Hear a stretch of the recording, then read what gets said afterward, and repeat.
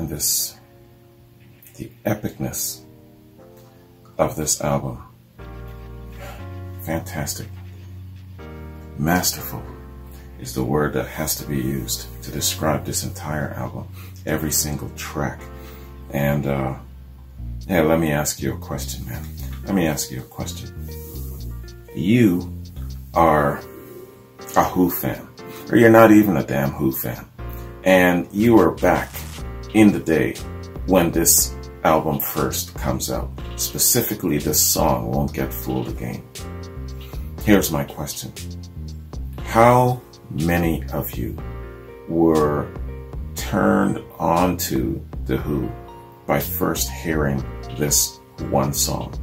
I mean, you might have been a Who fan, or you might not have been a Who fan. It doesn't matter where you were. Well, okay, here's a more appropriate question. Where were you when you first heard this song? When you were sitting down, or at a party or whatever it is, and then it goes into that solo, the synthesizer solo, and then the drums kick in, and then that scream from Roger Daltrey. You know it's gotta get your attention. At this point, I don't care what genre you embrace. I don't care even if you are a damn nun. You hear this song, it will make you an instant fan. Immediately it will get you. You know what I'm saying? So this particular song, sorry, my damn stomach is growling. This particular song, I think, was probably responsible for arresting and winning more fans to The Who probably than any other song. Am I right about that? Is that a good assessment? It's a little bit half ignorant, of course, because I haven't finished their catalog. But this song, man, is quintessential Who. If you say, hey, name a Who song, like I said, even somebody outside of the genre like me for the longest time, this would be the first song that comes to mind, and maybe Magic Bus thereafter. But this is that song. You know what I'm saying? So, answer my question. If you first started out with The Who back in this was in 71, you heard this for the first time, where were you? Do you remember where you were when you first heard this song? Did it turn you into an instant fan, or did you embrace it even more? Was this the quintessential song for you at that point? Because this song definitely is a song that will win anybody over into the Who's camp, to at least allow them to listen to more of The Who, to want them to actually check out more of this band. Holy cow, what energy. It just reached right into the depths of me and just pulled something out. Now I've got to know what they're capable of. Now I got to check out more of their stuff. I got to see who these guys are, what they look like, how they perform on stage. You know what I mean? So I believe that this is the song that will turn a non-fan immediately into a fan, or at least somebody who has an inquiring mind. I remember where I was, man, when I first heard this song, right? I remember exactly where I was. I was 11 years old, and I was riding my bike. I hit up my buddy Craig, and we were going to go, and his mom was going to take us to the rec center. And we were going to have an afternoon swim kind of thing. And as I'm sitting there, we're waiting for her to put on her damn makeup and all of this sort of thing. And we're talking about what girl we're going to be trying to mess with. And that, even at 11 years old, man, I was checking out the ladies. So this song comes on, and I don't notice it until the synth starts to slow things down. And then it starts to kind of bob and weave, and it's moving about. Now, Craig is saying something to me, but I'm not listening to him at that point. I'm just tuning into this tune, man. And then, of course, the drums kick in and that scream at the end. And now Craig is shutting up because he realizes, yo, this is a great tune, and I am just totally enraptured with this. Now, he'd heard it before, so he wasn't really thinking much of it, but I said, yo. He goes, yeah, man, that's The Who. You know, this is my brother's favorite band, and so on, so on, so. So it's funny enough, his older brother Vince is almost the splitting image of Pete Townshend. I kid you not. Craig's older brother Vince is almost he's got the same long, tall lankiness. He's got the same hair, you know, he's got that same nose. Everything about Pete Townshend is almost a younger reflective of Vince, Craig's older brother. Anyway, I'm going back, I'm reminiscing. But yeah, that's the first time that I heard this song. And that memory, when certain songs hit you, you always remember it. You always remember. I'm forever always going to remember when I first heard Since I've Been Loving You from Led Zeppelin. It was during a reaction. I'm always going to remember certain things. I remember where I was, what I was doing when I first heard a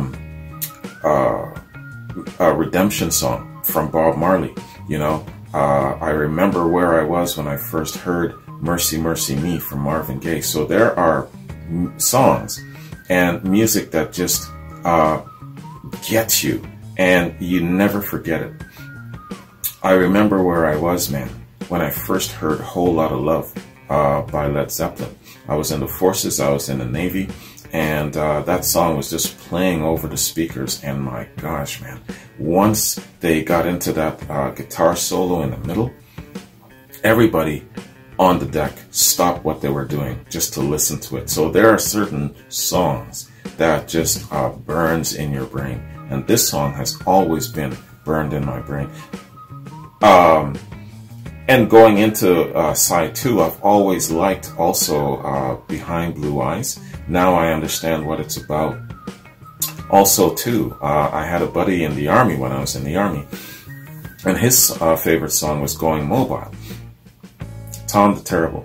And yeah, man, so The Who indirectly has been a very present element in my growing up without me realizing. It's only like, you know, now that I'm sitting and doing these reactions, I realize the indirect influence of classic rock on my life, you know, because it was around me the whole time between my friends and work and these sorts of things. And it's unlocking memories that I've had for the longest time, you know. So it's really, really cool making these connections and uncovering these things as I go along my classic rock journey. It's been really, really fascinating.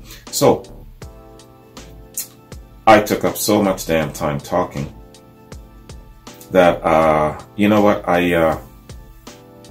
yeah, man, I took up so much time talking. I don't know if I should do any reading, man. You know what? Let's just read like the first top portion, kind of like the intro of the album itself, and then I'll skip down to Reception and Legacy and go from there. Yeah, apologies, I did too much damn talking.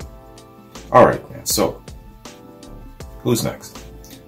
Who's Next is the 5th studio album by English rock band The Who. It developed from the aborted Lifehouse project, a multimedia rock opera written by Pete Townshend as a follow-up to the band's 1969 album, Tommy. The project was cancelled owing to its complexity and to conflicts with Kit Lambert, the band's manager, but the group salvaged some of the songs without the connecting story elements to release as their next album. 8 of the 9 songs on Who's Next were from Lifehouse, the lone exception being the John Entwistle penned My Wife. Ultimately, the remaining Lifehouse tracks would all be released on other albums throughout the next decade. That would have been quite something to actually have another rock opera. And these great songs, man, would have made that quite a success. It's too bad it didn't get off the ground. The Who recorded Who's Next with assistance from recording engineer Glenn Johns.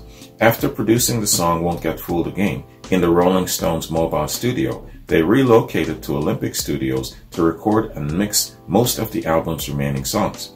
They made prominent use of the synthesizer on the album, particularly on Won't Get Fooled Again and Baba O'Reilly, which were both released as singles.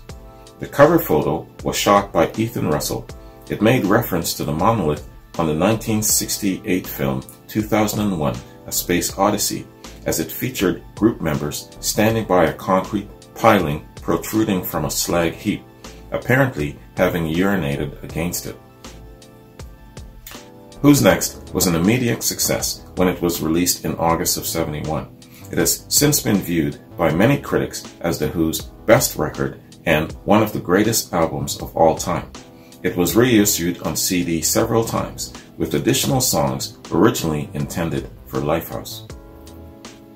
Okay, so yeah, there's a tremendous amount of information here in regards to background, recording info, release info. So let's skip down to reception and legacy here. Okay. Reception and legacy. Reviewing for the Village Voice in '71, music critic Robert Christgau called Who's Next the best hard rock album in years, and said that while their previous recordings were marred by a thin sound, the group now achieves the same resonant immediacy in the studio that it does live. At the end of '71, the record was voted the best album of the year in the Pass and Jop, an annual poll of American critics published by the Village Voice. According to Acclaim Music, Who's Next is the 35th most ranked record in critics' lists of the all-time greatest albums. In 2003, Rolling Stone ranked it 28th on its list of the 500 greatest albums of all time, maintaining that rating in a 2012 revised list. And in 2007, it was inducted into the Grammy Hall of Fame for lasting qualitative or historical significance. It was voted number 48 in Colin Larkin's all-time top 1,000 albums, the third edition. Okay. Fantastic legacy. Great, great album. What a great achievement. Of course, you can't help but wonder how it would have played out in the body of a rock opera, a film. You know, I think it would have been fantastic given the music, and of course, given the previous experience with Tommy, it would have been great. And some of my patrons have been encouraging me to read a little bit about the Lifehouse project and the songs within it, and how it would have played out as a film. It would have been fantastic, and it's too bad that it didn't get off the ground, man. Anyway, hey, I'm going to go back and read a little bit because there's some more detailed info, but I'm not going to hold you up that much longer with this. I just wanted to say this was really excellent, man. I can see why it's got such high praise. I can see why that it was so highly regarded among the patrons as a must listen. And thank you again to the patrons for kind of lighting the way for me as to what to react to and that sort of thing. So now I'm on to, I guess, the track where chronology goes. So next up is Quadrophenia. I already know that that's going to be my next reaction. After Quadrophenia, I'll probably hit you up with another questionnaire, another poll as to what to do next type of thing. I'm just keeping my timing in mind here in regards to where I am around the month, approaching the middle of the month. And of course, I want to map out at least, I'm guessing at least 5 more Who reactions to make it substantial, you know, maybe more than that, we'll see. But I know that Quadrophenia is a double album, so that's going to take me probably 2 days to complete. And then going forward, I'm not quite sure what's in the chute going forward, if there's double albums coming up as well or whatnot. But I definitely want to have as much time as possible for the Who to do as much as I can. And I know that there is some live concert stuff that I have to definitely check out. So I have a decent rundown as to what to do where the Who's concerned and what I should be expected to react to. So anyways, hey, thank you again, patrons. I appreciate your guidance, and I hope you enjoyed this reaction. Sorry that I talked so damn long afterwards. It was just bringing back a whole bunch of memories. Anyways, great, fantastic album. Definitely in my top 10 of favorite albums for sure, man. Definitely going on my playlist. So I'm looking forward to Quadrophenia. So you guys have a good one, and I'll catch you in Quadrophenia. Peace.